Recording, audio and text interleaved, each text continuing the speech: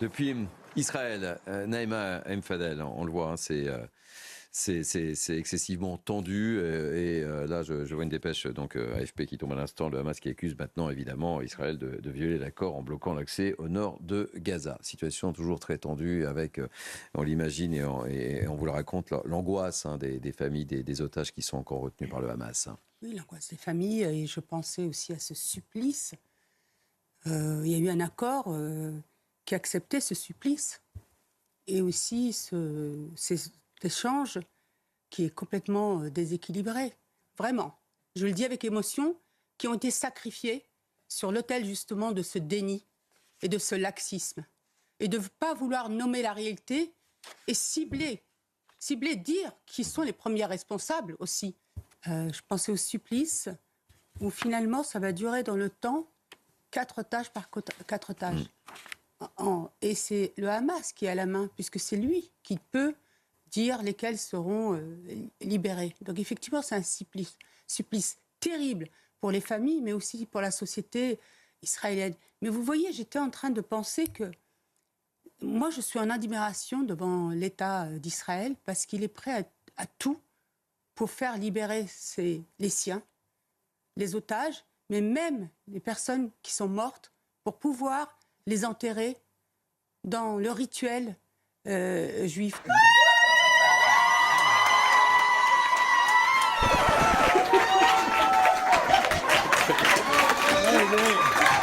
Vous vous rendez compte, je trouve que c'est assez extraordinaire ce qui se passe malgré cet accord qui est vraiment terrible pour l'État d'Israël. Et je voudrais aussi rappeler que cette mascarade, cette mise en scène de la libération de ces 4 soldats, on a été jusqu'à... Alors c'est très bien que notre chaîne est floutée, vraiment. D'ailleurs les autres, je peux vous le dire, les autres chaînes d'information n'avaient pas flouté au début. Et ils l'ont fait après. Je pense qu'ils l'ont fait après. Mais ils l'ont pas fait au début. Et aujourd'hui, on a mis un pognon de dingue sans qu'on voit le fruit de... Ah ben dis donc, elle est bonne celle-là. de ce pognon de dingue. Mais ils ont poussé le supplice jusqu'à leur mettre un pendentif qui représente la Palestine sans l'État d'Israël. Vous imaginez? Et c'est Harold Iman qui nous a alerté hier sur ces images. Que ces 4 soldats, en réalité, sont des jeunes femmes qui faisaient tout simplement leur service militaire parce que c'est obligatoire. Et qu'elles étaient guetteuses, c'est-à-dire observatrices. Elles n'étaient pas armées du tout. Et Nama, j'aime bien ce prénom parce qu'il ressemble au vôtre, il est un peu au mien. D'ailleurs, c'est la même racine. Elle était engagée pour la paix. Elle était engagée pour la paix. Donc, soyons justes. Disons que nous sommes sensibles à la tragédie qui se passe à Gaza, à la tragédie humaine, mais que nous sommes aussi sensibles, effectivement, à ce supplice qui touche avant tout des civils. Et que si tout ça s'est déclenché, c'est parce que le Hamas a attaqué le 7 octobre. C'est un acte terroriste où il s'est attaqué à des civils, où il a massacré des femmes, des enfants, des vieillards. Il a massacré des familles entières et il a pris en otage des civils.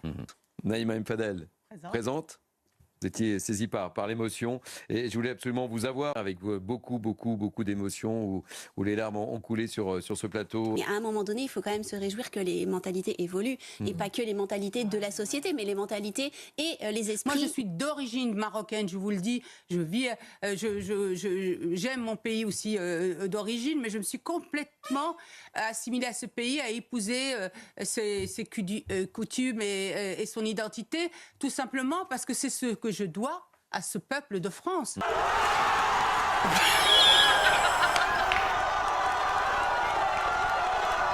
Donc on voit le traitement aussi de certains pays arabes qui ne sont absolument pas dans la solidarité et pourtant ils sont dans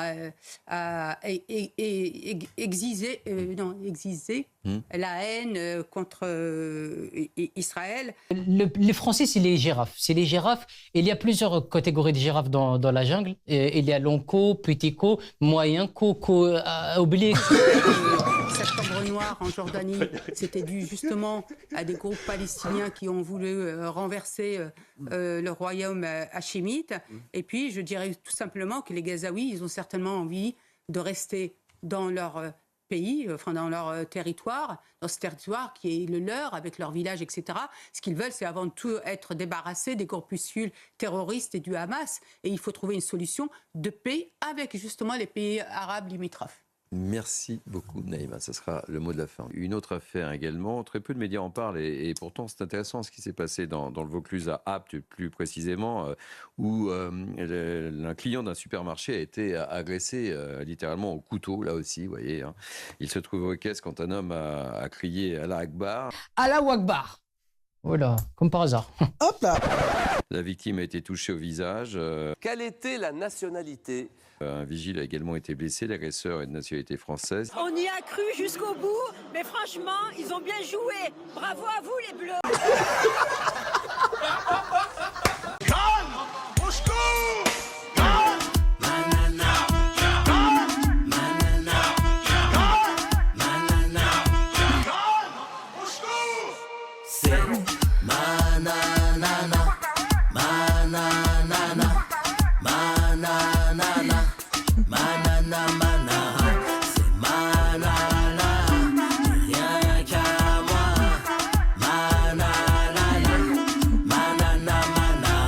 La chanson de l'été, Nana Manara de Nicolas Malone sur Spotify, iTunes, et bien sûr Deezer pour bouger, danser, se remuer.